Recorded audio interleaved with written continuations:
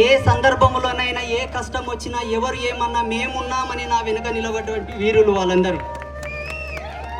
అప్పటి నుంచి ఇప్పటి వరకు ప్రతిరోజు ప్రతి సందర్భాన్ని నాతో పంచుకున్నారు. దేనికో తెలుసా? శివాజీ మహారాజు విగ్రహాన్ని ఇక్కడ పెట్టడంలో జరిగినటువంటి కుట్రలు, వారి మీద అసత్యపు ప్రచారాలు చేసినటువంటి ప్రతి విషయం నాతో పంచుకున్నారు. నాకు చాలా బాధేసింది. ఎందుకో తెలుసా? వాళ్ళు జల్లేటటువంటి ఒక ఫ్యాక్టరీ కడతాం, పర్మిషన్ ఇవ్వమని అడిగలేరు. తాపి 10 మంది కొంపలు నాశనం చేస్తాం, ఒక వైన్స్ పెట్టుకుంటాం, పర్మిషన్ ఇవ్వమని వాళ్ళు అడగలేదు. 10 మందిని ఉగ్రవాదం వైపు ప్రేరేపించేటటువంటి సంస్థ నెలకొల్పుతాం, మాకు పర్మిషన్ ఇవ్వమని వాళ్ళు అడగలేదు. వాళ్ళు అడిగిందో తెలుసా? వాళ్ళు అడిగింది ఏమిటో తెలుసా?